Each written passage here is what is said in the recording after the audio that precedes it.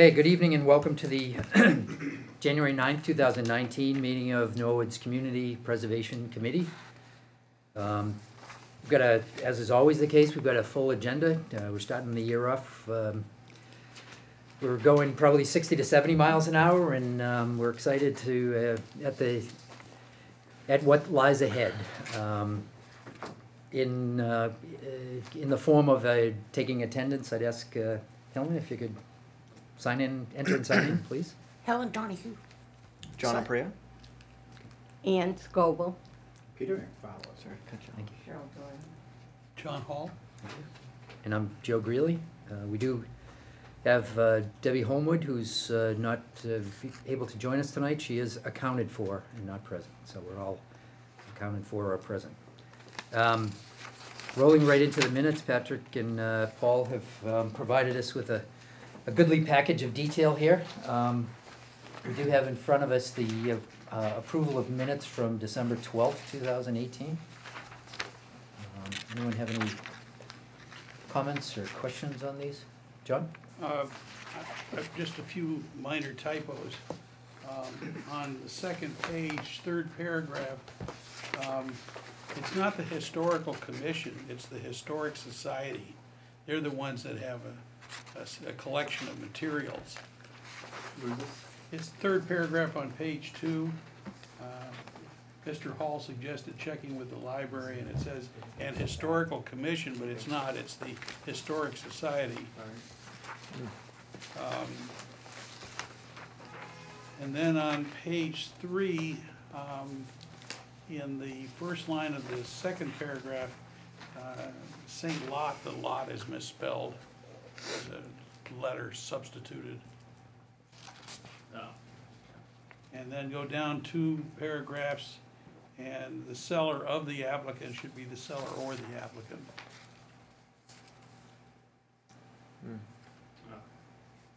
As I said, very minor. Could you please do those again on page 3? On page 3, second paragraph, first line, the appraisal of the Saint Lot, L-O-T rather than L-O, whatever, L-O-Y. Right. Yeah. And then 2 more paragraphs down, from either the seller or the applicant, rather than the seller of the applicant. Okay, good, thank you. Motion approved as amended. Okay. Second? Okay, further discussion? All those in favor of approval as amended, please say aye. Aye. All those opposed? Unanimous, thank you. Thank you, John. Moving right along, item number 2, CPA application review. Just for the information of the public, we have all of our activity to date has resulted in a number of applications, Community Preservation Fund applications being submitted between the months of October and November. The window closed for those applications on November 30th, 2018. We have received a total of 8 applications, and tonight is the first night of formally getting together, and we probably won't get to the level of reviewing those applications in depth, but the board, at our last meeting, the board was asked to put together a number of questions that we could ask either individually the proponents of each application, or there are some of the questions that are global and should be asked to all applicants. So just as a little bit of background on our next agenda item. First bullet item under that is the questions for applicants. So Pat has accumulated, thank you for everyone who contributed these questions. And we do have a couple of pages of questions for the applicants of those. I'd just like to Pat? mention, I have a separate memo from Paul Office with additional questions. I know that I'm getting on the queue now, so that's something additional tonight. Is that the handout here? Yes. that you- Okay, so that is the, that's the handout from Paul dated January 7th. Is it this document that we have? Yeah, is it the one with the Bond Street? and Yep, okay. Carol. All right, great. Oh, wow. Good, okay. There's a number, again, thank you to everyone who submitted questions. There seemed to be definitely a pattern, and we tended to be focused on, I think, a lot of the same topics, but there were some really, throughout all of these, there's some really good questions and topics, and I saw some of these as kind of a learning tool for us in the next cycle, that maybe we either could beef up the application and resolve some of these things up in advance. But thanks again. Anyone have any comments? Peter? I do have a comment. I did walk the Bulge Playground area, and though Travis's project is probably ADA compliant, that site is not. There is no access from the school for anybody that's in a wheelchair to get down to the lower field. So, I mean, I don't want to ditch the project because of that, but I don't know if we can get it amended to include some type of ramp to get from the Bulge School down to the lower, Elliott Field, the softball field, all that area there, because it's all embankment. At some places it's probably 8 feet high, and it goes down to probably 4 feet high. Anybody from the school would have to leave the school, go down to St. George, come in that corner there in order to get to the building, Right. which is a liability issue if it's during school hours. So I would like to see somehow of getting that amended and see what we could do as far as getting a cost for that. And, I mean, like I said, I think the project has great merit. I just think we're coming in, and I don't wanna, we're supposed to make all these, our goal is to make everything accessible to all citizens. And I really feel that's something that we need to address, and I hope we could address it while we're doing this project too. So, that's the only thing. I walked it one time, and I walked it a second time just to make sure I was right about there was no ramp, there's no access from any other point to that field, so. And there is a gate on the St. George. At the end of Pond, and at the intersection of Pond and St. George, Right. there is it's a locked gate, plus there's a, one of those, how we fenced against the fence type of thing, Yeah. which might be difficult for a wheelchair to maneuver anyways. You'd have to unlock the gate for some, the ride or anything like that. Yeah.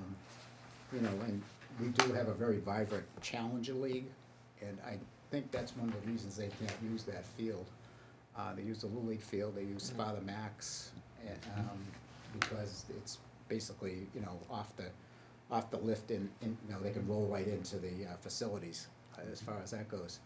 And I just like to see, that is a high volume field, and and plus being a budding to a school, I think we need to address that as a town, and if the CPA can do it, I'm all in favor of it. But I think we need to bring that up, because I don't want to go ahead with a project like this, and the first thing comes, somebody wants to use that, and we didn't think of it. Right, And right. it's an obvious thing to me, with my background now, so. Yeah, and if we're gonna do it, we should do it right. Do it right. No? Thank you. Mr. McFarland, what an excellent idea. And that could be used for everybody, not just for the particular new use. This is an excellent way of getting something that should have been done a long time ago done. Yeah. I agree. And That's good. it should be done beautifully, so a lot of people can use it, That's a really good idea, thank you. That's a good point. I didn't even think of the access to the Yeah. field, let Yeah. alone access to this project area. So, That's very Yeah. important. yeah. It's good. It's a stairway with a locked gate at the top. All the years that we use St. George, everybody, but then it's true, if it's a school kid, parents can park in the parking lot near St. George, but this is a safety precaution too. Yep. That's a really good idea. Okay, good, thanks. John? I've got a sort of an umbrella idea that I was prompted to think of by Peter's specific, and also a couple of the things that Paul has in his memo. And that is, when we are sending something to the proposers, do we limit ourselves things we have questions about? Or when and how do we go beyond that to say, we'd like to see you change it to X? Like Paul has recommended changing project contingency funding in a couple places, but he specifically set a level that he thought would be more appropriate, as opposed to saying, we think your contingency fund percentage is too low. Now, there are pros and cons both ways. If you tell them what we would find acceptable, then it gives them something they can implement and be confident in, but it also reduces their flexibility, particularly if they have reasons for thinking that a different way of going about it would be more appropriate. Or, in Peter's example, if they feel that it's not really incumbent on them to include larger changes like that in their project, they'd certainly be desirable, but that doesn't mean that they should have to incorporate something of that size into their budget. Interesting. But to that point, if you can, but to that point, there are some things like playground rehab, for instance, that in spite of the project itself, when we get to purchase, like creating the playground, if that were the case, there may be requirements that we don't have an alternative. We have to meet those, not the Community Preservation Committee, but the town in general.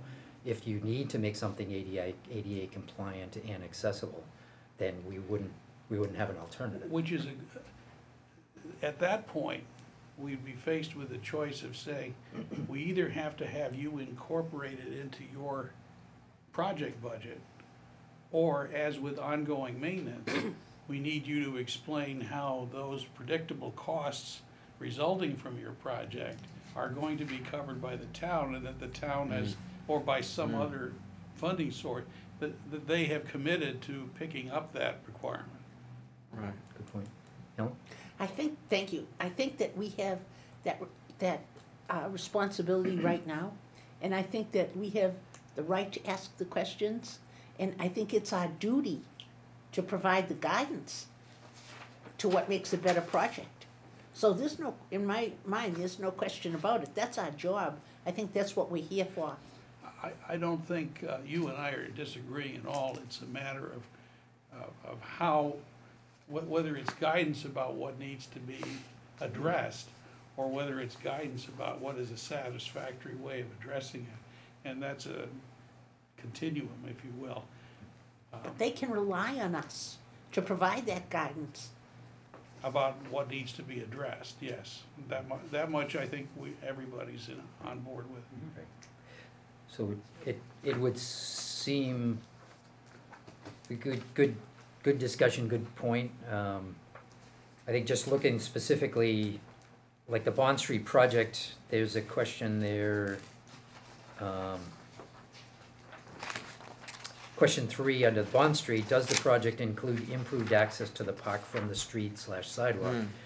So maybe what we can do is pull that number 3 off the Bond Street project list and either send that out globally or take I mean, they're basically the same question or the same requirement, just maybe stated in a little different way. But we're basically being consistent between at least those two projects. So, okay, a good point. So, I guess just procedurally, if we're amending these questions, I'm just kind of talking out loud or asking a question or both, but if we're amending these questions, what we're doing is we're trying to fine tune and create a master list that after tonight, we're gonna distribute that to the applicants. What we send out to the applicants will be a set of global questions, but then another set of project-specific questions or requirements or whatever. So, I guess, Pat and Paul, maybe I'll just throw this out to you. Do you see us as amending this list as it stands, combining your list with the larger list, and then just coming up with one master? Yeah, I think it would be appropriate to send each applicant a list of these questions. We should put them together or consolidate them as best we can. I've actually been on both sides of the table, sitting as a Community Preservation Committee member and as a project applicant. And, I know at one point, the CPC decided that they were gonna amend they basically said you're gonna do this, this, and this. One of them was to increase the contingencies for the project. Another was to get a project owner's representative. And at first I kind of bristled, but as it turned out, those were both good ideas. And so I think that in most cases, we'll ask questions or ask them to increase the contingency for the project, and the applicants will go along with that. There might be a few cases where, for one reason or another, they might disagree with the recommendations of the CPC, and we'll just have to work through those as we go forward. Okay, all right, good, thank you. Just to, looking through this list again, I was reminded that there's really three sets of questions, I think. One are global questions, and then on page 2, there's one, looks like there's one question which again relates somewhat to what you mentioned, Peter, but there's a question listed that's addressed to all open space and recreational use of land projects. So there's kind of a middle ground that's category, excellent. That's category specific, so, okay, all right, great. Any other general, I mean, I envision us kind of, this is one of the main events here tonight. So I envision us walking through these unless people don't wanna, I mean, if you're satisfied the questions, some of these questions are the same question asked and worded in a little bit different way, but Pat and Paul, you guys have done a good job of trying to consolidate and combine. Yeah, and we can do that further, so Okay. maybe similar, just go with. Does John, you had comments or questions on the questions? Do you have any? My thought was that I would be comfortable with Paul and Patrick doing a further polish based on this discussion and going directly to sending that out, given our timetable. And the question then is, how much further discussion would be useful? And that would be a good call for you. Yeah, okay, all right. Maybe, But we've asked them if they had any questions about the questions. yeah, right. Is there anything that Are you guys, didn't, you've translated and combined these pretty well. I don't see any questions relative to that, but is there anything else, Paul and Pat, I'll start with you guys. Is there anything on these lists that you think either is missing or is there and shouldn't be there, or is there any confusion as far as you guys are concerned on these? They all seem like reasonable questions to me. Yeah, I mean, if something is here that maybe actually be within the application itself, I mean, the applicant just has to answer it, so. Yeah, okay. Just further clarity on something, that's why you guys are asking questions, so. I think what we did kind of define going forward, and we'll talk about the calendar, but I think we've allowed ourselves over the next few meetings adequate time that we can go through these, we can go through a project, go through the questions and answers, and then leave enough time for the next round, if you will, the next round of discussion. Like in the case of, if we were satisfied, like in this Lower Balch project, for instance, if it was determined that we would take it further and, solve the ADA accessibility question, one way or the other, then that might send that project basically into, round 2 of a review. But that would certainly be maybe the next step, if there wasn't an immediate response available. well, my feeling is, having worked on the high school project, that my understanding is all property falls under the selectmen. As far as no matter what, if it's a school building or any other, or surplus building or anything like that, all buildings that are owned by the town eventually fall under the jurisdiction of the selectmen. So I would just hope, I just don't want this opportunity or situation to be missed, and I don't know how we get it to, who's gonna, I don't see Travis figuring out how to do an ADA walk, but I could see, Mark Ryan, you know, with the DPW, see if it's something they could do in-house first. If not, having it, you know, outsource it through Kathy Carney, I guess. Right. But how do we amend that to, you know, to include it, so we don't, you know, like I said, we don't miss the ball on that one there, Right. as far as that goes. To go through Travis. Start with Travis. Let's have a Travis. and- Sure. But And then then, it'll just fall into the procedure. Okay, Once, just ask him to amend it, right? okay. but I think combining some of the things you said, Helen, with some of the things Peter said, that there may be, in parallel to going back to Travis, in that instance, there may be other things that we might need to do in parallel, like go to Kathy Connie maybe, or Mark, or someone, and just get a better definition. Does every project have to provide ADA accessibility?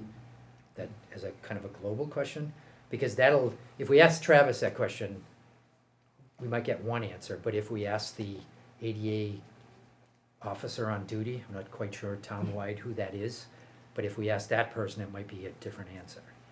Should that be the building department then? I Is it think Bernie? in cases where buildings and parking lots are involved, in most cases, it's the building inspector that's responsible for that. It's kind of a, But we still have to talk to Travis. yeah, yeah. Right, but we can do some of those things in parallel, we Yeah. wouldn't have to. I mean, you know, the next stop, he could actually ask Tony, because Tony would probably be able to one that Yeah. could expedite this. Mm. I think that we go to Travis for these specific projects, but Joe is describing a process to get us better set up for a general approach to the issue wherever it crops up. That would be the building department. Building inspector, yeah. Okay, all right, good. Yep, John? I noticed that when it comes to commitments, there's a note in here under the 3 trails-related projects about a meeting that was supposed to have happened on December 19th, and since that's a critical hurdle to get over before we think about anything else, Yep. how did that go? So, just trying to think of how to approach this. I'll be happy to respond, but I'm not sure if I need to hand down my chair. Don't worry I about think it. this is Or paperwork you coming could read it around. off to Cheryl from the Concom. So basically, the Reader's Digest version is that I'm gonna withdraw 2 of the 3 applications. I'm gonna withdraw the application for the kiosks, and I'm gonna is that correct? Sorry. Thank you, and I'm gonna withdraw the application for the Endine repairs, thank you. There's been a number of, so there's been a number of meetings, this one took place as Cheryl has just handed out, so there's been a number of meetings since then. December 19th, I went in front of the Conservation Commission. I was invited to the meeting to provide an update on the Trails Subcommittee and what we've been doing. Before that presentation took place, the board voted, as you see here, the board voted to dissolve the Trails Subcommittee. So as of this point, and so those 3 projects were, I had completed those 3 projects wearing the hat of a Trails Subcommittee associated with the Conservation Commission. So immediately thereafter, and the reason given by the board was that the general manager had initiated the step to kind of migrate the Trails Subcommittee into a advisory committee reporting to the general manager. So we've essentially moved the Trails Subcommittee from one organizational chart into another one within town government. So it's still an active, valid committee, but it has a different reporting structure. So so is that, I can take a pause there. Keep going, I think. Okay, Helen, can I, I Go ahead. understand what you said, but as a result of that, right? If you submitted the applications as an agent of the Conservation Commission, could we ask the Conservation Commission if they would be willing to amend the applications so that these applications would be Conservation Commission applications, so that they could be acted on this year. How about that? Now, I need to speak on this. There was a meeting a month ago or so between town manager, conservation chair, Joe Greeley, and Lee Leach. And it was decided at that meeting that the Trails Committee needed to be formed underneath another entity because we have too many bylaws, rules, and regulations to go by, and it wasn't being met. So at that meeting, it was decided. From there, there was a follow-up with the town manager before our meeting that we would take a vote and dissolve, and that's exactly what we did. We dissolved it so he could turn around the following day and group them as a advisory committee that doesn't follow the same rules, regulations, and laws that we have to follow. The trails, wait, please let me finish. Yeah, go ahead. The trails was not put on our agenda to be presenting anything at all. It was only on the agenda to take a vote, and a vote only, because we were told there are certain things that go on our agenda, and that's exactly what we have to follow, and that is exactly what we did. We took the vote. The email was sent to Tony and all that.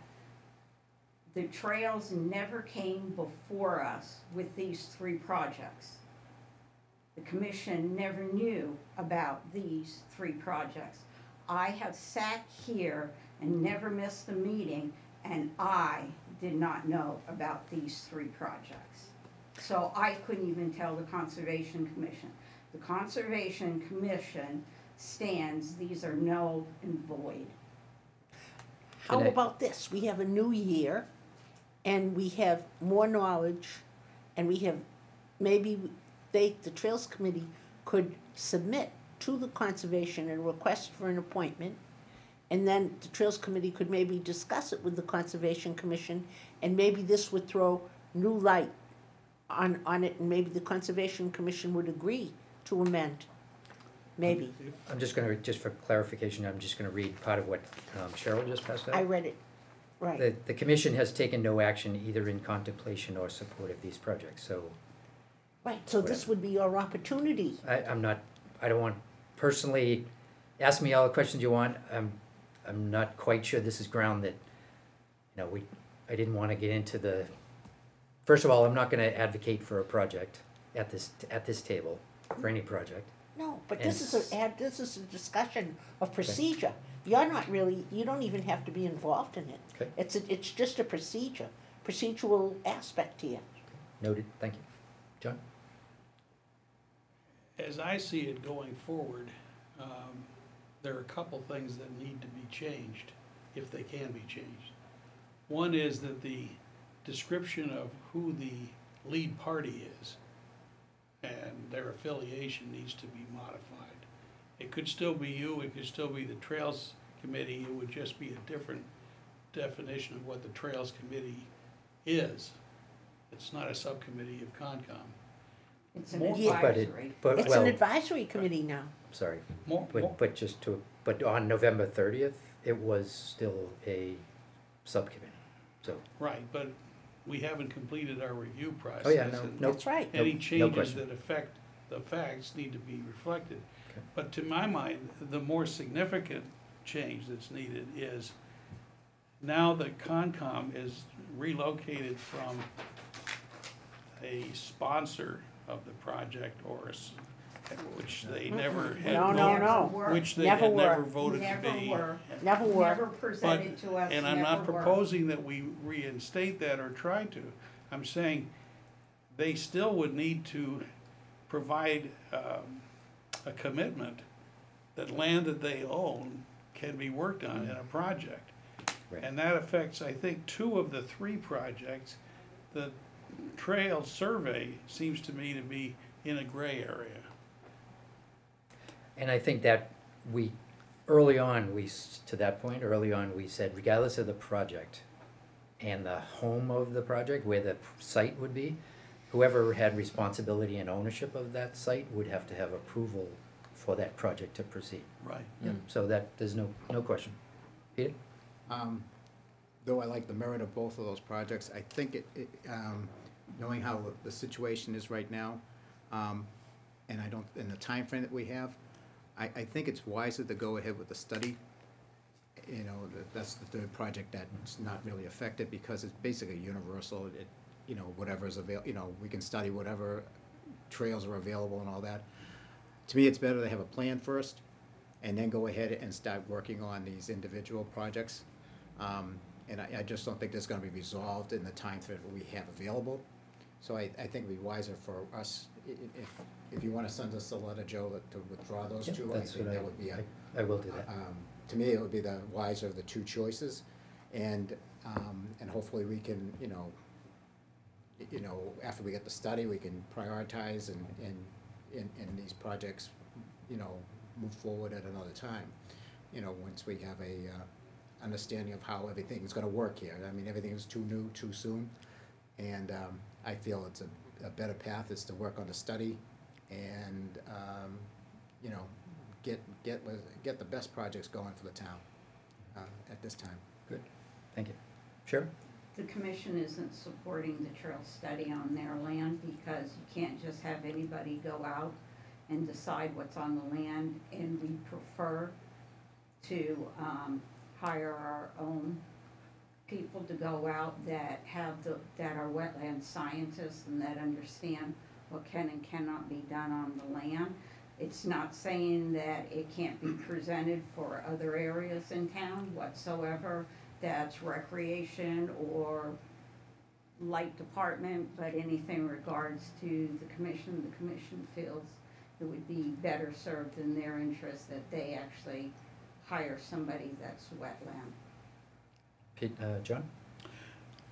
Well, kind of consistent with that, I think that even if you focus on just the study project and the merits of it, as Peter has just described, you're gonna have to have a study whose design is well suited to the perspectives of all the stakeholders, and in this case, the Trails Advisory Committee and the Concom are both interested parties. So, the project would have to be significantly redrawn, I think. I had originally thought perhaps you have the same project, but with an advisory committee that includes membership from the Concom if they were inclined to cooperate in that way. But Cheryl bringing up the professional qualifications of and abilities of the people doing the work, I think it would need more substantial change, and I would recommend that all three of these projects be withdrawn for this year. Okay. Paul? I support the idea of having a town-wide assessment of public lands and its suitability for development of trails. This is one of the areas where the town has not paid much attention to, and where the town has not really spent any money on in the past. The recent popularity of the Trails Committee is a strong indication that the residents want walking trails. They want to be able to go outside and enjoy the town's protected open space. But unfortunately, only a few of the conservation properties have signs and parking. People are unaware of where these properties are. A lot of them don't have any trails whatsoever, and there seems to be a pent-up desire to develop more trails. So did the Conservation Commission have this on the agenda and take a vote not to support that particular project? They just said that once they voted that everything was null and void, is basically what they said. It doesn't mean that the next go-around, they won't entertain the idea. But when we were first approached back in February, we were approached under the idea that we were told, oh, we'll go out, we'll look to see where there could be trails, etc. That wasn't done. Had we known that had we known at the time, we could have hired somebody back then. There's some of our land, it's not accessible. It just isn't, it's just swamp. And it spends more time underwater body than it does above. We have ideas on what we'd like to do, and we'd like to be able to vet that as a commission, and then come back to this board and do some submittals, if given the opportunity. Because of the fact, you know as well as I do, there are certain things you can and cannot do going through those wetlands, and you have to look at endangered species and different plant life and vernal pools if there are any, or salamanders and all that stuff. So we would like to be able to bring in a professional. We would like to be able to get some quotes from the professionals and see the best way to go about handling it, and to be able to do some trails for the town. We're not against having trails on any of the property, because the property does need to be used. But we would like to do it the right way and be able to work on it I agree. as a commission. I agree, it does need to be done the right way, and it does need to be done by a professional. But a wetland scientist is not the only professional. As a matter of fact, I don't think any wetland scientists have done any trail master I plans. was just Cheryl, using that. Cheryl, Um, excuse me. Landscape architects and engineers also work within the regulatory realm of the Wetlands Protection Act. And they are perfectly capable of assessing property and determining the feasibility for trail development. At a later stage, when hopefully trail projects move forward, then the commission can follow their standard procedure and engage a wetland scientist to review project applications. And that's the appropriate time and place to bring that kind of a professional in. My feeling is that, actually in all three of these applications, but I understand Joe's gonna withdraw two of them, that there's resistance to just maintain the status quo, kick the can down the road, and continue to not pay much attention to our open space properties. We now have an opportunity, we should seize it. I discussed this with the town manager, he supports the townwide trail study. I'm now the department head for the conservation department. I think that it needs to be done, and I see no reason why to delay it any further. So I fully support moving forward with that particular project. With respect to the other two projects, Cheryl and I talked about the situation with the trail at Indian Woods, and I also talked to the chairman about it. And they both reassured me that this could be taken care of as kind of a standard management of the property. It's incumbent upon the property owner and the Conservation Commission to manage their property and their trails properly. And Cheryl committed to me that we could work together and we could figure something out to fix the areas of the trail that are wet, muddy, and where environmental damage is happening now. And the chairman indicated the same to me. So I think we can come up with a more of a short-term solution to take care of one of the town's most popular trails in the Indian Woods. With respect to the project for the kiosks, I talked to Joe about that, and I talked to the chairman of the Conservation Commission, and there's a consensus that this probably doesn't need to be a CPC project, that we could work together to through volunteers and donations, build a kiosk for Endine as the first one, and then move forward with other sites as needed in the future. So I think we can get that project done as well.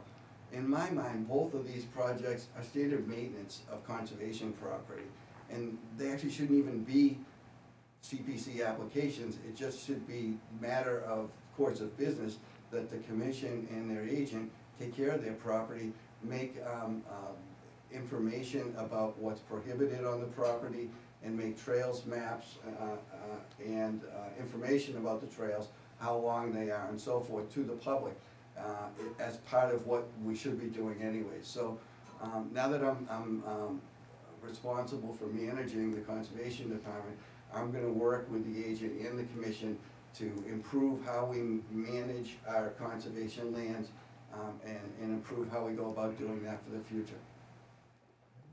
John, you have a relative to that, or? Yes, I think Okay. so. Okay. First of all, I don't believe that anybody here is proposing kicking down the can for the sake of not taking a hard decision. And what I think is everybody agrees broadly about what needs to be examined and considered in executing a survey. But different parties have different thoughts about what is likely to be focused on and what is likely to be rushed through, depending on which kinds of professionals are deployed and which entity is responsible for directing them. The Conservation Commission's first order of responsibility is protecting the wetlands. That isn't necessarily the only or the most important thing about trails, but it is an important thing.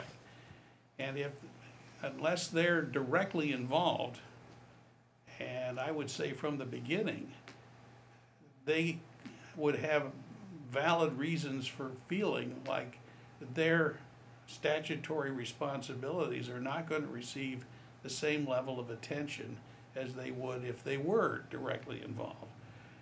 By the same token, if it stayed with the Conservation Commission, I think that a number of the things about interacting with the public and addressing the things that make trails good trails might not get as much attention or as thorough a follow-up as if you have the other folks involved. So I'd love to see the study go forward as soon as it can, but I'd like to see it go forward with both parties fully involved and engaged. And I don't see us being able to make that happen just by tinkering and tweaking the particular proposal before us. If it gets taken out of CPA and becomes a departmental project or an interdepartmental project, well, we won't have to worry about that. But if the notion is still to try to use CPC money as part of the funding base for this, and I think it's reasonable, then I would like to see it done in that manner. Just a point of clarification to that, the application by itself it's non-denominational. It doesn't say, we did put together a list of 18 properties in town, and in fact, that list was presented several times in front of the Conservation Commission. So an inventory was provided with condition, accessibility, where the site was, et cetera. That was presented a number of times, and it No, it evolved, wasn't. and it, excuse me, No, and it, wasn't. thank you, and it was amended several times. That's number one. So, but the application itself is not specific as to which properties are being proposed to study. So the alternative I'm trying not to advocate for this project per se, but in my mind, it would be shortchanging the community, among other things, by doing part of a study that only addresses part of the properties, if we didn't do that in conjunction with whatever the other number of properties in town that didn't want to participate in that study. We would end up either doing one study that was not all-encompassing, or at some point doing two separate, unrelated studies. So, but to the point of the application itself, it's not. It wasn't proposed under the heading and under the guidance of the Conservation Commission to study only the conservation properties. Number one, and number two, as Paul said, the general manager has committed to advocate for that trail study project. So essentially, it's the owner, the owning body, the responsible body has changed from the Conservation Commission to the town manager's position, but everything else on the project stays the same. I don't know if that's helpful or not, but that. Well, what I'm hearing, since there's an implied question in your last statement, It helps, but it also underscores to my mind that we have two legitimately affected entities that don't even agree on what the history is and where we are. And that's not a good place from which to launch a project right away. Right, no question, but the reason I asked to be on the agenda on December 19th, and I was invited to the meeting, was for the purpose of providing an update on where we were for the fourth quarter as far as the Trails Subcommittee is concerned. And my request to be put on the agenda was specifically to present and address the projects. So, all I know, as far as I know, and I wasn't privy to having a conversation when the Conservation Commission was in session, all I know is that the commission has taken no action either in contemplation or support of these projects. I wasn't involved, I wasn't in the room, and I don't know of any occasion where they actually discussed the projects, other than what Cheryl just said. Right, I waited Sorry. my turn. Sorry. Okay, so everyone agrees that whenever a survey is done around town about what the people of town would like, everyone agrees that everyone likes walking trails, correct? All the surveys that have been done, walking trails are right up near the top of the results, okay? So we can all agree on that. We can also all agree that over the years, we did walking trails ourselves in South Norwood. We cut the brush, we put the stones down, and we did it all, building our own walking trails. And they're very well used, and I don't know if they're an environmental hazard, I don't think so. There was some question one time about the stuff that they put down on top of the trail being wrong, so then it had to be removed, and then new stuff was put down, but that was just a little mistake. So we all know that we're lucky now that we have a group of people who want to do walking trails, want to push them along, want to help out. That's really important, you know, because the interest has to be there from the public to get the job done. And that's a very good thing. So we also know that we have money, and we know that the Conservation Committee has money too. But you don't have, you said that you had $40,000. To purchase land, Oh, that's just to purchase land. to purchase land only, Okay, then, not so, be touched for anything else. okay, thank you, so that helps me understanding that. So then that means the ball is in our court. So we know that we're a cooperative entity, the town of Norwood. So let's go back. I thought we could maybe do all three, but I understand from what Mr. McFarland said and what Mr. Halkiotis said, we have to focus on this study. The study is the most important part. So then, the Conservation Commission says one set of criteria is an accurate study. The Trail Committee says a different criteria is adequate for the study. So what we should do is we should get the Trails Committee and the Conservation Committee to come to an agreement about what the criteria are necessary to get an accurate study that satisfies both entities, and then we should ask the Conservation Commission so we won't lose a year, so that we can get going on the study, as Mr. Halkiotis pointed out, that is so necessary. And we're not gonna harm anything, we're just gonna learn, and we're going to find out what we need. And it's good that we need to work on it, you know? So maybe we could just ask if the Trails Committee could go before the Conservation Commission and work this out. Okay, thanks.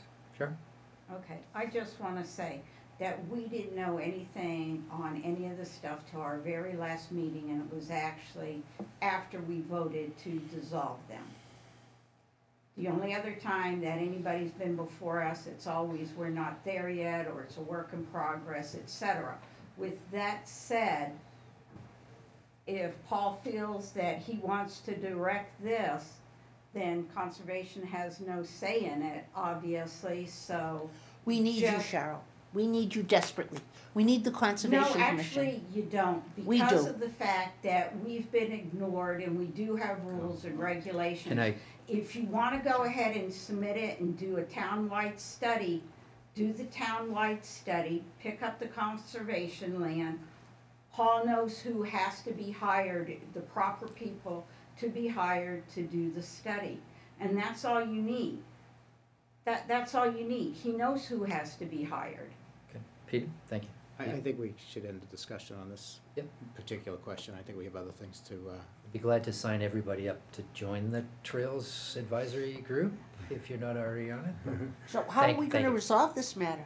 I think, Paul, Paul is key to working out the, Where Sorry will to the, throw where will you the money there. come from for his study? well, CPA. I would just say, we just leave it as it is right now. And don't Yes. touch it until we have some clarification.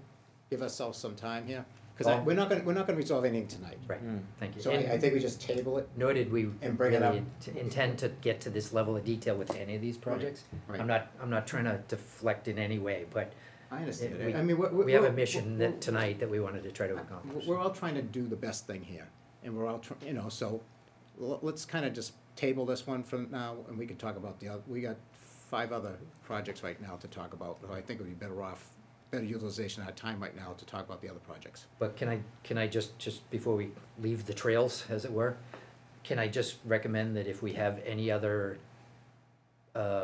requirements, questions, things that we wanna see done specific to the trails, to the one remaining trails application, Yeah. that we build that into the list of questions and provide that? Yep. I don't want, I just wanna I do wanna avoid trying to do things in parallel. Let's just Sure. get the full list onto one piece of paper. Paul? Maybe. Would it Thank you. be Thanks, Peter. acceptable to the committee to allow the applicant for the Trails Master Plan project to be changed to me? That's what I was trying to say. I don't wanna have this taken the wrong way, but there's only a few people that work for the town that have the capacity to run a project like this, and I'm one of them. These projects are technical in nature, and they're not really the types of projects that volunteers can do. When we're getting involved with contracting and writing scope of work and things like that. And so if it's acceptable to you, I would take on the responsibility of having the project done. And I would absolutely work very closely with the Conservation Commission and the Conservation Agent so that we're all in agreement on how to move forward. So On that, wouldn't we have to ask the applicant if they agree to the change? In an effort to get closer to collaboration across all town Right. departments and committees, I'm sure the applicant would be ecstatic at the opportunity. Yes. John? I'll try to wrap things up as Peter suggested. My recommendation as a question to the applicant would be, please provide more details on what will be surveyed. What will be the criteria you'll be using, to Helen's point? What will be the professional, types of professionals that will be measuring the things against the criteria? And then see what the if it comes back with all of that, then I think we'll be in a position to judge whether the project looks like it has success written all over it. Okay. That's second, but first we have to get to Paul's suggestion. Well, I took that as being, like same status as the other questions here. Send it back to the applicant and say, would you consider? Sure, let's do let's Yeah. propose 2 questions to the applicant. Right. Right. A, would you consider moving aside and having a replacement applicant? That's question number 1. And then number 2 is, what scope of work do you contemplate town-wide? And that, my own opinion is that would probably require discussions between all the involved parties. Ideally, it should. Yeah, and it should, and it's, any one of these projects, if you can only do half a project, when we have an opportunity, we're all in the I've said this a number of times and people think I'm crazy, we all live in the same zip code. And we should all figure out a way to play nicely together and collaborate and, you know, we don't have to hold hands, but if it's in the best interest of the community, I think we should do it. So I'm all, thank you, all for it. Any, Enough said. okay, enough said. Let's leave the trails if I could, but also, I guess I'm just gonna maybe just, Helen? Could I ask, I'm sorry, I don't know much about Lower Pond Pavilion. That's, So- that's Alavisos property. Oh, Endicott. oh, Oh, yeah. The whole fine, street? Yeah. Endicott Street. the No. whole, Endicott, between Endicott and then The L-shaped part of Alavisos The property dam section. across from the dam, where the butterfly garden is. oh, okay.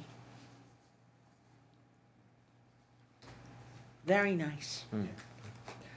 Maybe I'll just go around the, John? St. Lot project. What's our status on having the information we would need to make a final decision, specifically the seller's appraisal, if you will? I understand that that's like a couple steps away from where we are now. If the seller that we'll be dealing with is a buyer right now. Mr. Halkiotis says the answer to that. The project is under review by the Conservation Commission, as you're probably aware. I checked with town council regarding the status of the offer to purchase agreement, option to purchase agreement that Attorney Hearn submitted to the planning board. Attorney DeLuca and Attorney Hearn have discussed this option of purchase, and there was agreement that the seller would split the cost of the appraisal. I think that was $5,500 was the total, and so that was good news. And Attorney DeLuca said that they were waiting for the Conservation Commission's review to be completed before they finalized the option to purchase. And so I'm getting ready to commission the appraisal. I just wanted to wait a little longer to see, what happens with the Conservation Commission, so we avoid any kind of risk of spending money that could go to waste if the project is not approved. So we're in a position to move forward with the appraisal, and the project's working its way through the process with the Conservation Commission. Can I press you on that? Let's say we're in early or mid-February. Is it likely that we'll have crossed enough of the steps that we can make a decision then? Because we'd be reaching the end of the period that we had set aside for making decisions. I don't know how long the appraisal will take. I don't think it's gonna take a long time, but I'm ready to pull the trigger on it, and I'm just kinda waiting to see what's gonna happen. So your answer to my question is probably yes. Yes, I think so, and we would absolutely, and I saw this happen many times, and I never liked seeing it happen, but in my community, things like the purchase price didn't get finalized until we got to within a week or two before town meeting. And I didn't feel that was fair to the public to have to wait in suspense or get the information last minute. I would like to try to get that all out and print it in the warrant. Here's exactly where we stand with the purchase price, so that the voters have enough information to make a good decision. So are you, okay. So it's as if we have, for our purposes, it's as if we have 7 applications, well, now 5. We have 5 applications in one stage and can be evaluated. And then we have another stray project called the 84 Moore Street that we certainly don't have as much detail as we need to make a educated opinion and possible propose. So it's almost like we need to, we have all these questions, most of which don't have an answer to date, and they probably won't for quite a while. So we also, we almost need to carve them out, set them aside, essentially table the project until we can get to the point of being more knowledgeable to be able to answer some of those questions, I guess. So I guess my thought process is that we proceed with everything else, and we just try to play catch-up with that one St. Lot project as soon as possible. Yeah, sure. Just responding to that. Is it likely that the appraisal will come in at a level where we'll need to ask for a multi-year funding plan in order to fit it in with the other projects that are good? I don't think so, but it's really hard to speculate on the value of that property. Okay. It's got a lot of particular twists to it, that could affect the value. But I don't think so, but we'll have to wait and see. And if you want to tell me, go ahead and get the appraisal done now, I'll contact the appraiser tomorrow. Ellen? Question, please. What, on this future meeting date on the agenda, what is the last date that we can have that information in? Yeah. March 27th, I think. You mean, when can we receive it What? to be able to evaluate it? Or- We want to get this project done for this town meeting, so what's our time frame, please? Well, it depends. I mean, I think Peter is correct that March 27th Yeah. is when we have to be shutting down and starting to get the warrant Because March, input. Ec- But really, on our timetable, it should be February 27th, because we were gonna use the month of March to do things like seeing whether the collection of projects fit all the bins that are available to us, or do some of them have to be deferred, or some of them have to be broken up into multi-year, which was where my question was coming from. Right, right. But if Peter, push comes to shove, March 27th is the end. before we do that, where does that date come from? This so meeting we're thing looking here. at your future meetings. Right. Because March 9th, I mean, not March 9th, April 9th, I think, is the last selectmen's meeting before, and that's the day I think you'll be signing the warrant. I don't know. But it, It's 3 weeks, I'm just trying to think, Okay. I think it's 3 weeks. Right. I think we went this through before, we were backing it out 3 weeks, and since our meeting's on Wednesdays, the selectmen's on Tuesday, the 9th. but we and have that's talked. the- And that's the 9th is the day you'd be theoretically signing the warrant, so it's kinda like we'd have to have it on there by then, so like we'd have to have something before April 9th. And I think we've talked about that before, but again, the warrant doesn't, Yeah, we don't have to have the all the warrant detail, doesn't have to have a dollar amount in it. but we have to put the. It's a the article. it's a placeholder for the article, and we already know we're gonna propose some things. Right. So I think we can address, I'm not No. disregarding what you're saying, and that's a great Just goal, put it- target, Like you said, but, put a placeholder in, and we're gonna do that anyway. We could do that now and submit it whenever the Yeah. window and then opens. we figure out how the funding goes, hopefully get it out before the yellow sheets and all that stuff goes out. I think sorry, good. But just another question as far as, life doesn't fall according to our schedule. And as far as something like a special purchase of land that could be available for the CPA, not just this piece of property, but any piece of property going forward. We have the right to, as I understand it, to not change the rules, but adjust the rule to, if something like this comes up and it's not timely because the applications, this piece of property comes available for 90 days and from July and doesn't make the application process and all that type of stuff, that we can meet to evaluate a project and take it as a special circumstances. That's outside, so we're not, we try to, I think we wanna try to keep it to the rule, but I think we can make exceptions as needed. So if this something comes up, and there's this, we'd have to, for this piece of property, we'd have to do a town meeting anyways. So if it makes the special, or it makes the annual, well, it would make the special, but, if it doesn't make the special, we could call, selectmen can call a special, and then we can work accordingly to that schedule as far as that goes, what's it, 90 days or something like that. Right. So, we can make an exception and still do it. That's my feeling about what we're here for. Like I- we did with the chapel, right? Exactly. I agree too, that we have to have that flexibility. We can't be, if we're so rigid that the window's closed, we won't talk to anybody, we could conceivably miss an opportunity. Well, according to purchases too, because they just don't you know, just because we have an application schedule, it's not gonna fall in our application process ideally, but Yep. it'd be nice, Yeah. that's all. Sure. This is for Paul. Paul, they don't come back to us until the 16th, but they haven't presented to us yet, so they have to go through that part of the presenting. There's 5 weeks in February, obviously, we don't do those last two. I mean, in January, so it jumps them to the 6th and possibly the 20th, depending if there are any changes to the plans, because then they have to resubmit that part of it. So how bad does that, I mean, I'd love it for it not to hit the 20th, but I lay odds it's gonna go to the 6th. Given that schedule, it seems to me that we should probably move forward with the appraisal.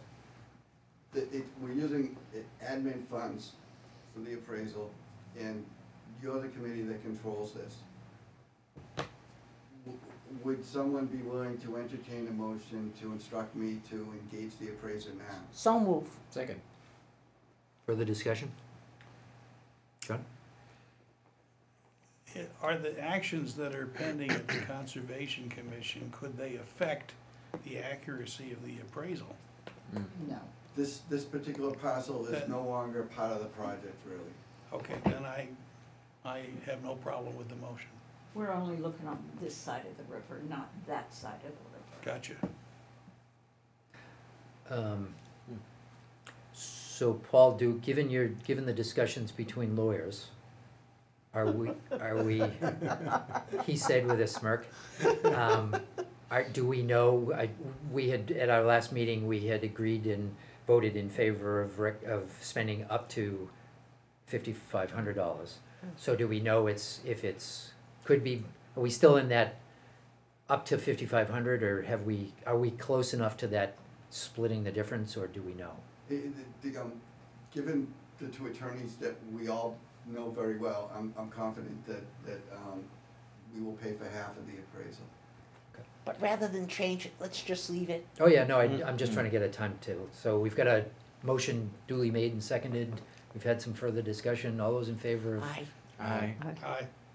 the recommendation, say aye. And all those opposed? Unanimous? Thank you. Thank Any you. abstentions? Any abstentions? No? No? Okay, I think that was unanimous. Before we put to bed these questions with them as amended, any further comments, questions on the questions? We're good. I Good, just have- yes. John? So the questions here, we're gonna email, or Paul and Pat are gonna email to the applicants. Are we asking them to respond to these questions before our next meeting and get that back to us so we have the chance to digest their responses? Or they're gonna be coming to our next meeting to answer the questions? It's a good question. Just the question on the questions there. I think the sooner we find the answer, we get the answers, the better, because to your point, we would then be able to digest them before the meeting. Yeah, There- that's what I would recommend. There are some, depending on, one of our next agenda items is the scheduling of those. Some applicant, for instance, may not have time, or may have to go survey or do something to be able to provide an adequate answer. But we could word it in such a way that would say, please provide these responses as quickly as possible, in advance of your scheduled meeting of X. Yeah, 48 hours before would be helpful, 48 hours, sure, You know, yes, yep, just to give us an opportunity to digest them. good, yep, good point. I kinda like John's original suggestion where we say, here it is, you've got 2 weeks or 3 weeks to send it back. And then we start scheduling our applicant meetings to fall after that due date. And that way we'll have the information from those responses as part of our getting ready to ask good questions and get everything covered. But if we try to make the two things more interactive, I think the infrastructure may collapse. Mm. Okay. So help me understand that, are you advocating for pushing out the face-to-face review until we get those, or? Yes, Okay, but, Okay. but picking a period of time, setting a deadline for when things are due back, and then treating that as the starting point for a period of time into which we will fit the interviews that we need to have. And also, I assume we'll be taking advantage of the fact that there's, say Travis is on more than one project, so we can put him on at the same time. sure. We've got 5 projects going forward plus 1. Right, The plus 1 is definitely at the back end of the cycle. right. You know, if we didn't meet, not to jump into the agenda, the future meetings as part of the agenda, but let's.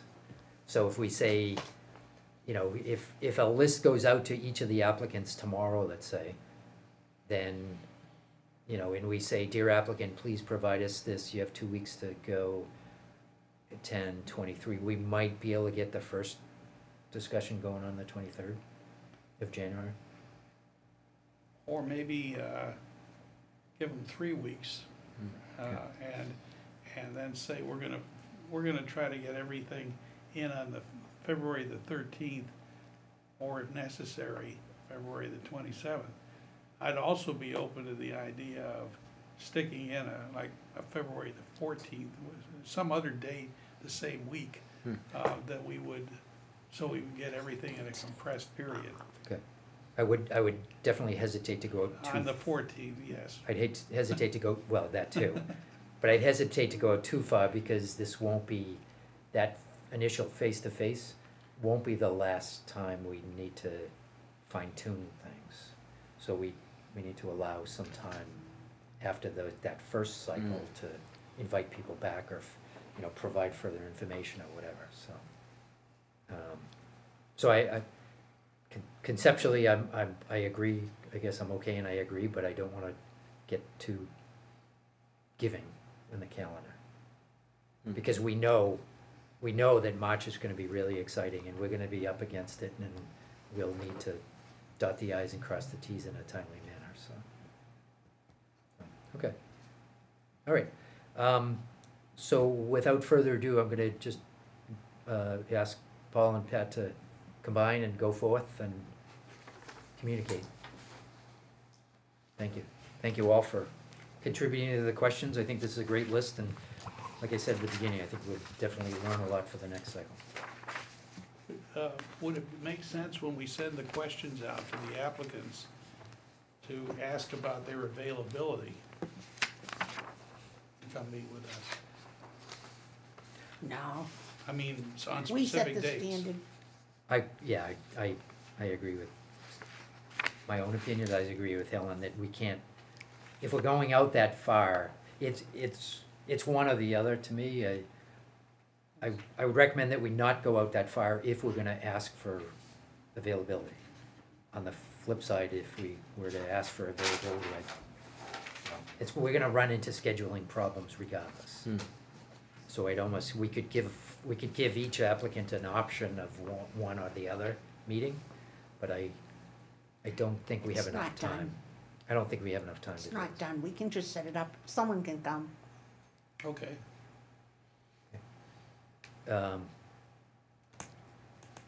Okay, so let's talk, before we leave this neighborhood here, let's talk about the scheduling of these if we could. So, and the future meetings section of this, let's jump down to the bottom of the agenda. So I think, and correct me if I'm wrong, but I think what we just did is we said January 23rd is a non-meeting. Do we need to meet that night? Paul, Pat, do you see any reason for us to get together other than meeting with applicants? Or anything else ahead of us? It's always a pleasure to see you, but if we don't have to meet, then, I think we could probably, we will consolidate these questions and send them out by Friday. And at the same time, when we email the questions out, we will, see who's available. And, whoever is available, we will, put them on the agenda to come in and. For the 23rd. Yeah. We think we can get that turned around. Okay, all right, So, great. you know, we'll see. The questions don't seem all that hard. They're not gonna have to get a lot of information. So I'm thinking that we should, you know, be able to, hopefully, if we can get Travis in, we can take care of 3, and if Bernie Cooper and Lee Leach are available, that would take care of 4, and that we'd be well on our way. Okay, great, good. Thank you for correcting me. So so January 23rd is evening number 1 then, we'll keep that date. February 13th, if I can just put a pause to that, we did have one other, We have a conflict of interest on that night? no, not at all, but, I don't, but, Conflicting meeting, I'm sorry, I shouldn't say conflicting thank you. interest. So Pat, do you wanna talk about Stuart? Yeah, so, So Stuart, yeah, prior to our previous conversations, I reached out to Stuart, a while ago, and he got back to me about, you know, he was healthy now, and he can come out and make meetings. I talked to him again today to find out, you know, gave him our schedule, that we had set forward, and if he was available, especially for earlier meetings. Earliest, if he follows our current schedule, he could be here, would be February 27th. However, he could possibly meet us on February 6th. That's not a scheduled meeting we have, but I just wanna throw it out there to you guys if that was something that, if we wanted to either cancel out, you know, one of the February meetings or one of the March meetings. and just to back up, Stuart Savinoff from the Community Community Preservation Coalition. Yep. I think personally, I know I would gain from having that dialogue and getting some Sooner the better. some further guidance from him. That just came up today and after the agenda was printed and distributed, so that, you know, conceivably, if the body, and that's a Wednesday night, the February 6th, and that's a scale of 1 to 10, Pat, is that a likelihood, or you think that could happen, the February 6th? Yeah. It's dependent upon the group. Okay, so he could make that, Yeah, so okay, yeah, I'm pretty okay, sure. Cheryl? You have a conflict that night, right? Is that Yes, it's a conflict for him purchasing. oh, conflict. Are we gonna meet would you have him on first at our regular time, or? I'm sorry? Concom, same meeting, February 6th. That's the Concom. presenting night, Hmm. but we don't start till 7:30. Oh, you So got some we- other we- window, yeah. We'd, Just we'd back-to-back be okay, meetings. right? Cause if I miss the presenting, then I lose a vote. You can miss one meeting, Yeah, but I don't wanna miss that but you don't want, I wouldn't encourage you to miss. the Not meeting, this right? one. Yeah, No. but you technically, you could. Oh, yeah, and review it. If it was a little one, I wouldn't care, but this is too much of a major player one. I agree. So, but I Yes. mean, if we do our regular schedule at 5:30, then I just, The meeting's here, right? yeah, I just run downstairs. You could also just leave the CPC early if you need it. Yeah, okay. I mean, if we get them in at 5:30, I would think Yeah. 6:30. Well, I wouldn't wanna push Stewart out to the 27th because I don't think it's in our best interest to do it. But also at the same time, I just wanna make sure we start at 5:30 so I can at least be here for it. Probably not get rid of this, too. So does anybody Yeah. else have a conflict that Travel. makes February 6th unavailable or really challenging? That's a Wednesday, first Wednesday of the month. I have one for January 23rd, but that's okay, I just won't come. Okay. So then Pat, if you, we'll miss you. Thank you. So if you could get in touch with Stuart and see if he can make 5:30 on the February 6th? I think that's really, like, that will be a very beneficial project, discussion, and the sooner we have it, the better. I'll call Stuart tomorrow and then Okay. I can confirm. And that would be to replace the 13th? Well, that's why I paused that discussion. Do we then, do you wanna squeeze in another meeting where, so we said we'd meet on January 23rd. We just said we would, if, as long as Stuart is okay with this, we would meet for the purpose of discussing, or, you know, hearing a presentation from Stuart relative to recommendations on project evaluations, et cetera. So then, do we still wanna meet on these rest of these nights, February 13th? I'd rather do them earlier than later, so I mean, at the January 23rd and March 13th, February 13th. Okay, And get the applicants in here and Okay. and get that in, so we have as much time as we can with them. Sure. As far as, cause we still got a lot of work to do afterwards too, so. right. So And- I would think that and the 6th and, and hopefully we don't need the 27th, February 27th. Yeah, and we can always circle back, we don't need to go that far out on the calendar. The John? We could take advantage of a quirk in the calendar.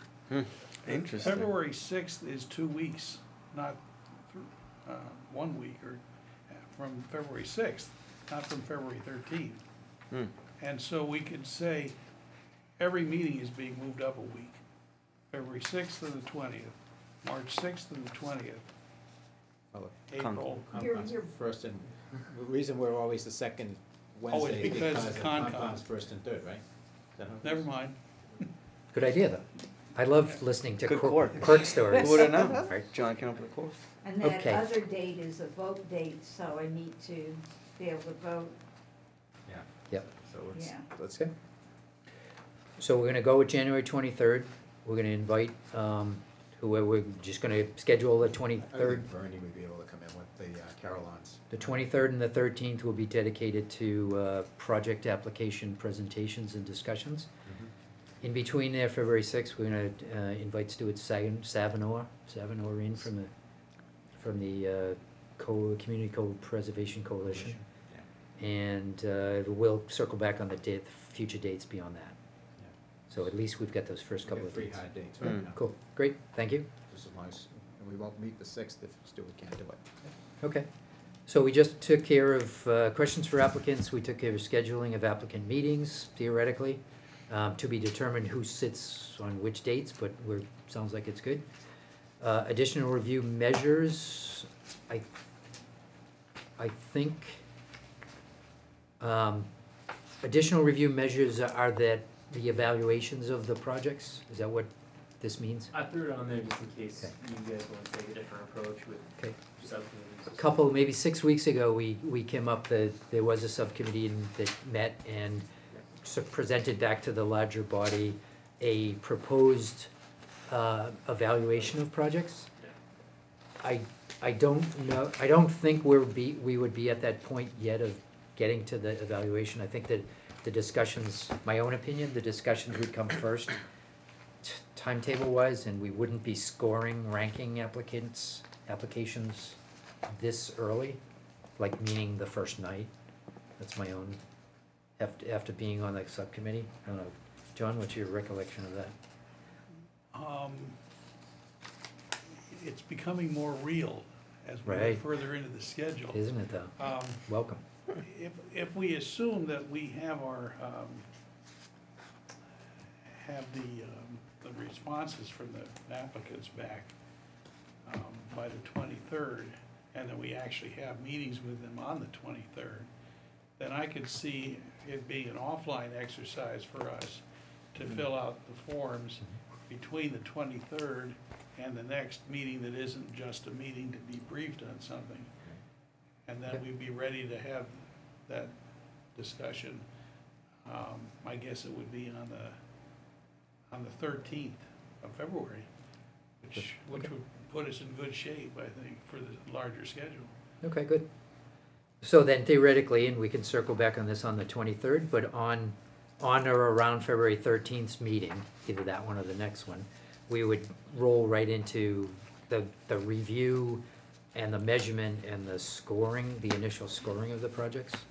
We can redistribute those scoring sheets, right, so we can do that. Peter? I think we should have the scoring sheets available when the presentation starts. So then we can kind of keep notes and do that, and so in case there is something, Yeah, good. comes to mind as we're doing it, we I have like them. that at, idea. So Good.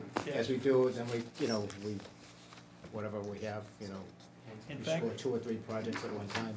we each had a packet that had the proposal and a scoring sheet.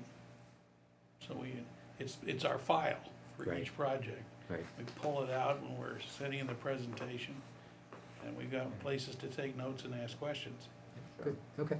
So we'll redistribute those scoring sheets this week. There's no reason why we couldn't do that. Yeah. And that way we have them in hand before the 23rd. Oh, you Great. can, or Patrick can send them out with the agenda. Okay, all right. There. Moving right along, the monthly financial review, we'll just go over couple of things. Pat had provided us in our packets couple of responses. If you read Tom McQuaid, both Tom McQuaid and Mark Good responded actually this week, at the beginning of this week, to a couple of emails. The Who's Richard Manley?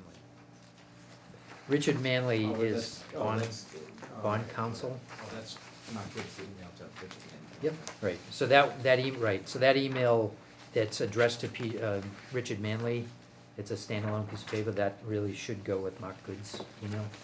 So that's an attachment to that. So basically, what we got out of these couple of emails, and just a quick Reader's Digest version, is that we did get confirmation from outside bond counsel that the spending for the chapel should be sequenced in such a way that the previously borrowed money should be spent first, and that the Community Preservation Act funds should be spent last. The reasons kind of buried in here, but you can certainly read these if you haven't already, but the reason of that sequencing is because the borrowed money was approved by town meeting first. And if, what I got out of this, and it's a learning experience, but bond counsel did confirm that if those events had happened on the same night of town meeting, so like if one article had been presented to town meeting members, and that article had 2 sections, one, let's borrow money for the chapel, and then the second portion of that same article was, let's use $400,000 from the Community Preservation Fund, then because those 2 events took place on the same night as part of the same article, the town is required to spend what they call local money first. Okay. So local meaning it wasn't borrowed, it's kind of homegrown and sourced locally. So it won't all, just for future projects, it won't always be the case that the CPA money is spent last. It's more dependent on the sequence of approval as opposed to the nature of the money, the source of the money. So the good news is the CPA money for the chapel has now been replenished back into the $400,000 pool, so none of that money has been spent on the chapel. The latest meeting, John and I actually attended one of the December meetings of the PBCC, and at that time they thought that they would finish the project, and that was at that point of the meeting, that they thought they would finish the project with roughly $150,000 to $175,000 surplus. And bond counsel has confirmed that whatever surplus will come back to the CPA funds. It won't have to be split between the 2. So we have gotten it was a real exercise to try to get to these 2 emails in this point. But we've now got a good indication, not only for the chapel, but going forward, how money should be spent and replenished if possible. Thank you. Good work, Joe. Thank you. And thank you to everybody, and John joined me. and Thank you. Appreciate his help and guidance on this as well. John? In terms of the chapel project itself, when they got done with splitting off certain parts so that what remained would fit under the budget, let's say we end the project and there's $100,000 to $150,000 left, which is ours, but there's also work left that hasn't yet been budgeted because it was separated. Is that the position we might find ourselves in? No. Or am I misremembering the sequence of events? There was a discussion at town meeting about the lantern. I specifically remember that Yes. being carved out.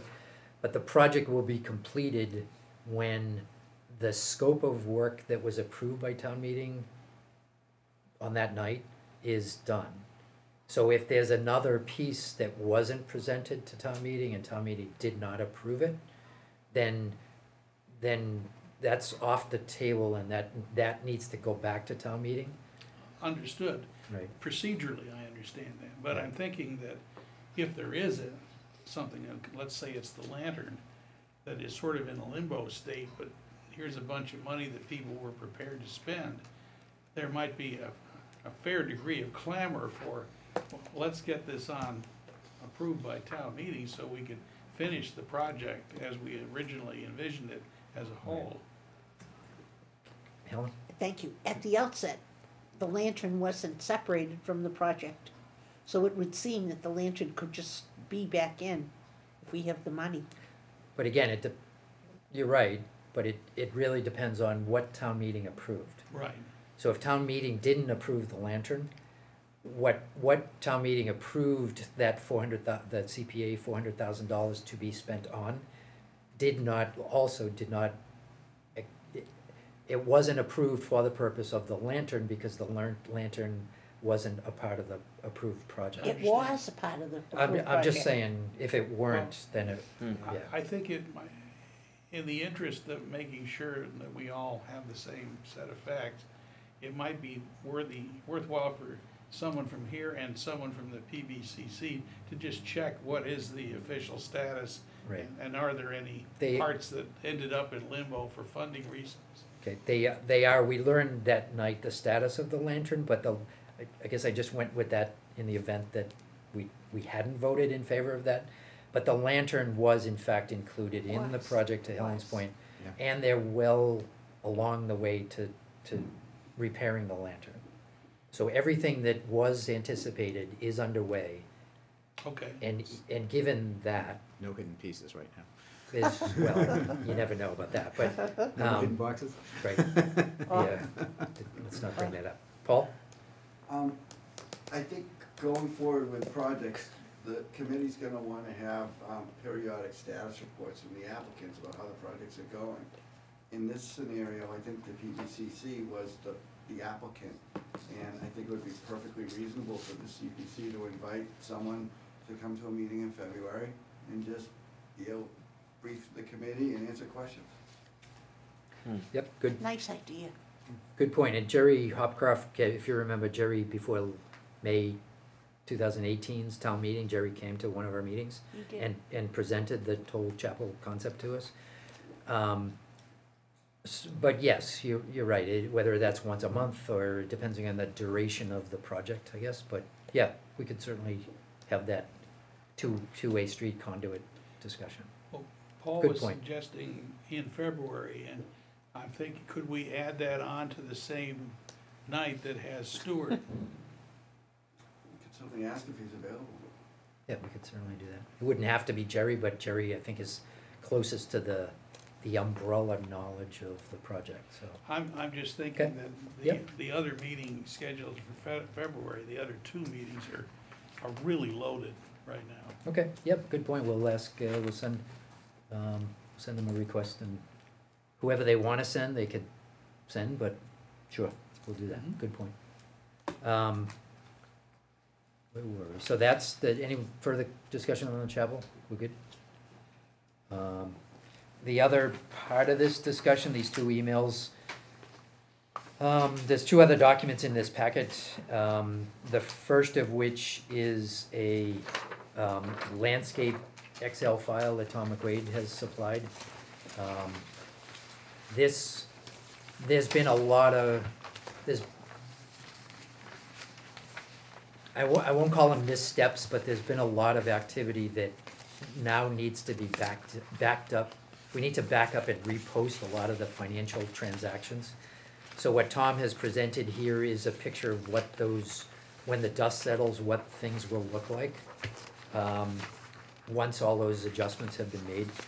So if you just read across the two, we won't go turn this into an accounting exercise, but basically there's, after assuming, which this is a bad assumption, but if we assume the whole $400,000 for the chapel has been spent, and if we assume that the full 30,000 remaining administrative funds will be spent, which is definitely a worst case, there's roughly $903,000 left in our available balance as of November 30th.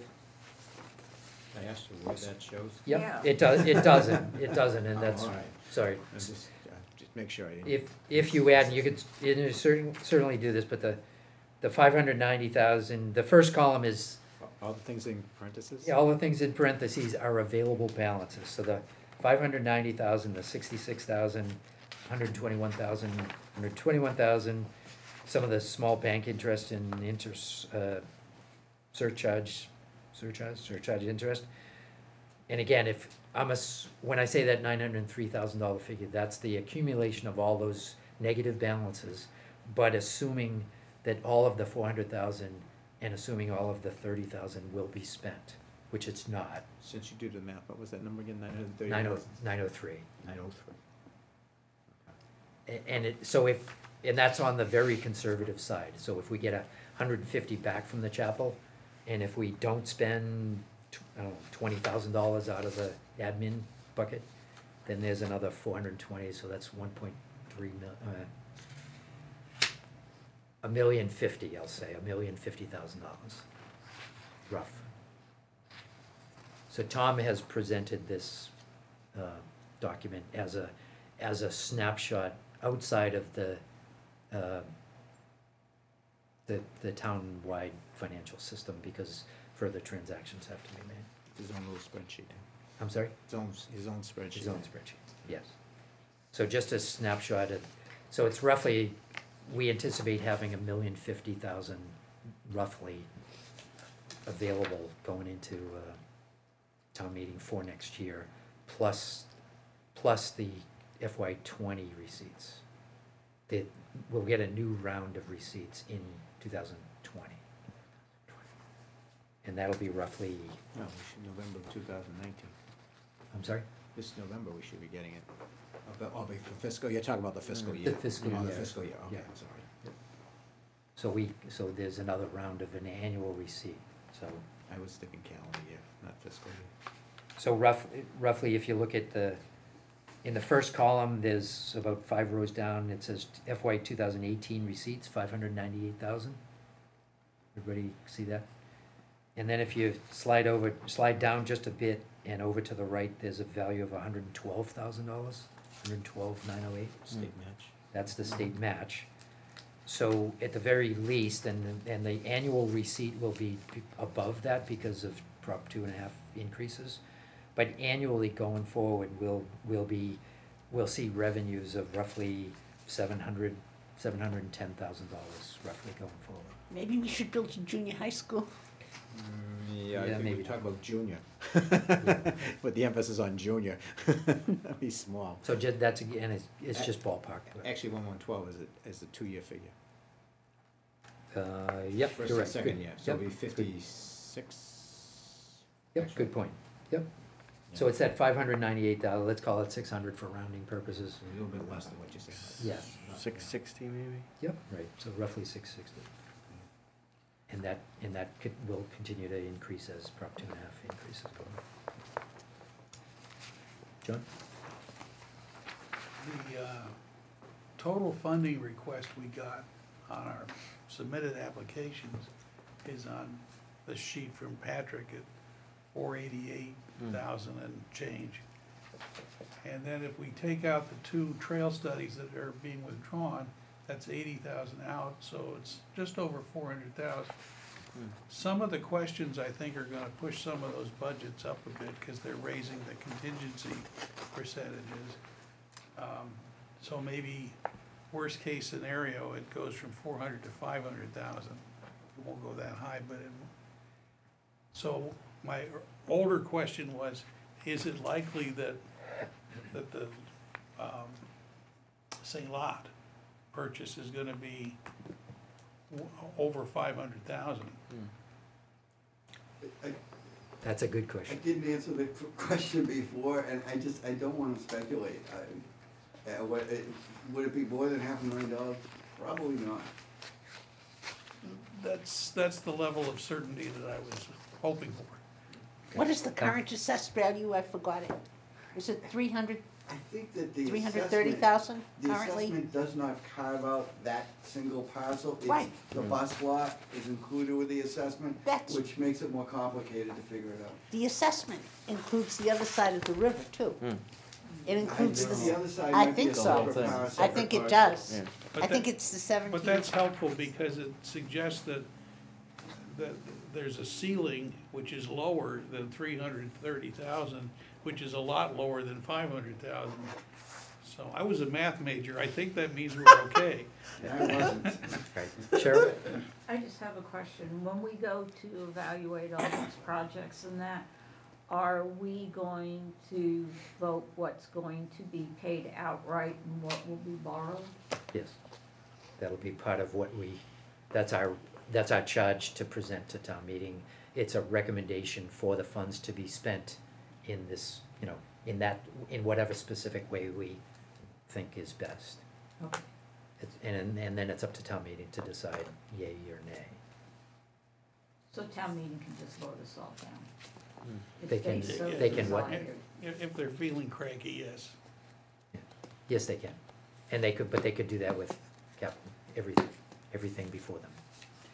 Is there some specific rumbling that you're worried about, Cheryl, or? Okay. Good, so the CPA balance, we're in good shape. There's no surprises as far as the financials are concerned. That's kind of a snapshot of the chapel. So far, nothing from the 400,000 has been spent, but the project continues, and to the point of asking somebody to join us from the PPCC, that's a great idea. We'll target that February 6th night, and we can do that either before or after Stewart, depending on people's availability. Hopefully before the Concom meeting kicks off at 7:30. Any other questions on financial review? Well, it just brings to mind, I don't know if we've actually laid this out, but when, we probably should put the expectations to each applicant, if your project is approved, that we would want periodic meetings, at least once a quarter or something like that during the duration of the project. So, something like that, just so we'll get an update when, What if you know yours is only gonna take a couple weeks? then you give us one report. Okay. I mean, it's just a report, if this thing's gonna take 6 months to complete, then a couple of updates would be nice. If Oh, it's gonna no, take, I if it's gonna concur take a with couple you. of hours, just tell us, come in and say it's done, and we'll just take a look. And we're doing tours. That's all I'm looking for. I mean, I'm not looking for any big formal band, you don't have to bring the marching band in for it, but, Come on, whatever you think would be appropriate for us to know. marching band. Yeah, sure. I do agree with that, but one, just to kind of tag on to that, is not only have those periodic discussions, but I think before we go into the next cycle, I think it's very important for us to learn, like, before life happens and we forget or whatever, I think it'd be very important for us to take an inventory of what just happened. What did we learn from it, and what can we do differently the next time? So I think it's. Quality control. It's good, yeah, okay. All right. Item number 4 on the agenda is CPC business, filling historical commission position. So I did send a request to the historical commission. I copied, because it's, in that case, Judith Howard's position was a representative and acting as a liaison to the committee from that historical commission. So the onus is on the commission as opposed to the Board of Selectmen or anybody at town meeting. So in that case, I got in touch with Tom Maloney, and we had a good discussion on how to proceed. So I've written a letter to the historical commission asking that they identify and appoint a representative. I gave them our first couple of meeting scheduled evenings, and I think I threw in there just a request to try to get this as quickly as possible because of the cycle that we're rolling into. So we didn't, I guess I should have asked Patrick to include a copy of that, but I'll be more than glad to circulate that letter just so everybody knows what it looks like and whatever. When did that go out? 2 weeks, a week and a half ago, 2 weeks ago, a week and a half ago maybe? It was, yeah, sometime after December 25th, I'll say. But I can't, specifically, I don't remember. Do we know when the historical commission meets? Once a year. Yeah, they're, Seriously? Yeah, Yeah, it was Thanksgiving. What? Wow. once a year. yeah. So I don't understand, I didn't find anything on the website that would identify their process or sequence or cycle or whatever. But it is something that I would envision based on the need, and it's a formal, it's a requirement that they, contribute a representative. Hopefully they see it that way too. But to me, that might require that they call for a special meeting of their board for that purpose. So I don't really know, but I hope to get a response back, or I will try to get a response before January 23rd. I'm very sorry that we lost Judith. She was a great member of this committee. Yeah, amen. Everyone, current board members, previous board members, I can't thank you enough for everything you did, because we wouldn't have been able to get to January 9th without everybody's contribution to the effort, so, I have a question.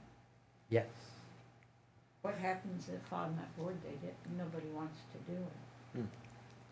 Since they're a board that only meets once a year, this is a board that meets on a regular basis.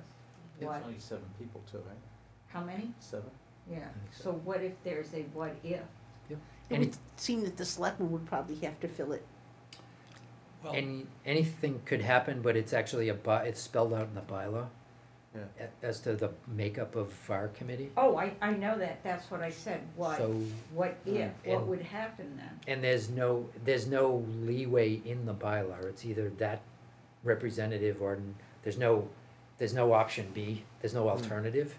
Well, what does it say? What does the bylaw specifically say? I don't have it in front of me, but I There has to actually, be one from, now that But you, how is Yeah. that person Right. picked? it's their, I think it just says Oh. representative of Right.